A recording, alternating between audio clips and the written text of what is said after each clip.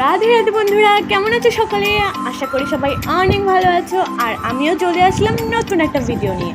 তো আজকে শুরুতেই আমার বান্ধবীকে দিয়ে স্টার্ট করলাম, আর আমরা চলে এসেছি আমাদের কল্যাণীর সতী মায়ের মেলাতে। তো চলো আজকে আমরা ঘুরতে এসে কি দেখলাম আর কি করলাম সবটা তোমাদের সাথে শেয়ার করছি। শেষ পর্যন্ত ভিডিওটা দেখতে থাকো আর একটা লাইক করে চ্যানেলটাকে অবশ্যই সাবস্ক্রাইব করে দিও। তো চলো বন্ধুরা, শুরু করা যাক। তো প্রথমেই চলে আসলাম মায়ের মন্দিরের পাশে এই শুভ পুকুরে। বলা হয় এখানে নাকি মাকে স্নান করতে দেখা গেছে, তাই এই পুকুরটা অত্যন্ত শুভ বলে মনে করা হয়। আর সবাই এখানে এসে মাথায় জল ছিটিয়ে প্রণাম করে নেয়। তো আমিও মাথায় জল ছিটিয়ে নিয়েছি, আর বান্ধবীর নিচে নামতে ভয় পাচ্ছিল তাই ওর মাথায়ও দিয়ে দিয়েছি। তো চলো, এই দেখো আমার সাথে আমার বান্ধবী এসছে, আরও আছে, তারা ভিডিও নিতে চায়নি তাই জন্য আর নিতে পারিনি। তো চলো এখন মেলায় ঢুকবো, আর মেলায় কী এসছে না এসছে সব কিছু তোমাদের সাথে শেয়ার করব।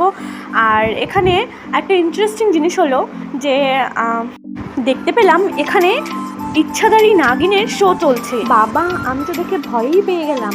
তোমরা কি কখনো দেখেছো ইচ্ছাধারী নাগিন? আমি তো কখনো দেখিনি। তো চলো, তার থেকে মনে হয় বালের পুতুলগুলো নাচ করছিল, ওটা মনে হয় আরও ভালো ছিল।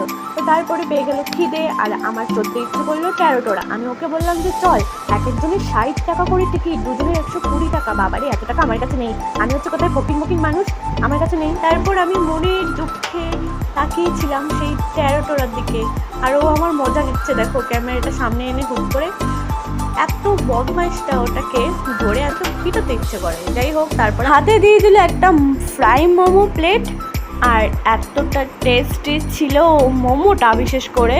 আর স্যুপটা তো একদম জঘন্য ছিল, কি বলবো, স্যুপটা খেতে পারিনি। তো তারপরে চলে আসলাম বাচ্চাদের এখানে। এখানে দেখো কত রকম খেলনা বসেছে, ওরা তো অনেক এনজয় করেছে মেলায়। আমরা তো কেন যে এত তাড়াতাড়ি বড় হয়ে গেলাম ভগবান জানে। যাই হোক, ছোটোবেলায় তো আমাদের জন্য এত ফ্যাসিলিটি ছিল না। তো তারপরে কিনে নিলাম দুজনের জন্য দুটো আংটি। তারপর ফুচকা খেতে চলে আসলাম। এবার কোন দোকান থেকে খাবো না খাবো কিছুই বুঝতে পারছি না। হাঁটতে হাঁটতে দেখলাম একটা ফ্রি শো চলছে, মানে এখানে ঢোকো, সব বালির কাজ, মানে বালি দিয়ে অনেক কিছু ডিজাইন করেছে, সেগুলো ফ্রিতে দেখাচ্ছে। আমি তো প্রথমে ফ্রি ভেবেছিলাম, তাই আমার সাথে আমার মতো বোকা হয়ে অনেকে ঢুকে গেছে এই শোতে। ঠিক আছে, সুন্দর সুন্দর দেখলাম। এই দেখো কত সুন্দর সুন্দর বালি দিয়ে কাজ করেছে, জলপরি করেছে। ওয়াও, হাতের কাজগুলো কিন্তু দারুণ ছিল, এটা বলতে পারো। কিন্তু এই দেখো সিংহ, তারপরে হচ্ছে লোকনাথ বাবা, তারপরে এই দেখো এটাকে কি বলে যাই না, যাই হোক। তারপর পিছনে তাকাতেই দেখি দুটো বাচ্চা পুচকি ছেলে নিবা তাদের গার্লফ্রেন্ডকে নিয়ে মাথার মধ্যে কি ডিস্কো চলছে, ওটা পরে ডিং করে ঘুরছে আমাদের চারপাশে। এটা কী করবো, একটা ক্লিপ নিয়ে রাখলাম তোমাদের দেখাতে। বাবারে, কত যে দেখলাম এমন ছোটো ছোটো বাচ্চার ছেলে মেয়েদের। আমরা কী করলাম জীবনে ভগবান জানে।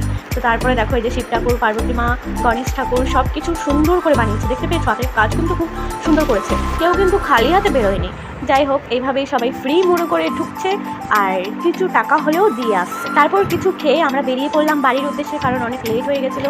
যাওয়ার পথে একটা বান্ধবীর সাথে দেখা হয়েছে আমার। ও তো হাসতে হাসতে পাগল হয়ে যাচ্ছে, কেন কি জানি মির্গি রোগে ধরেছে মনে হয়। যাই হোক, ওর সাথে দেখা হয়, আমরা টোটোতে চলে আসলাম। টোটোতে উঠে আমরা বাড়ির উদ্দেশ্যে রওনা দিলাম। তো 2 মিনিটেই বাড়ির গলিতে পৌঁছে গেছি। তো দেখো কি অন্ধকার, কেউ নেই রাস্তায়। তারপরে বাড়ির সামনে এসে দেখি মা বাইরে দাঁড়িয়ে আছে, আমার একটা জিজুর সাথে কথা বলছে। আর ভিতরে ঢুকে দেখি বাবা টিভি দেখছে। তো আমি মেলাতে গেছিলাম যে মার জন্য একটা চেন নিয়ে এসেছিলাম, আর বাবার জন্য কিছু খাবার নিয়ে এসেছিলাম, তার তেমন কিছু আনা হয়নি।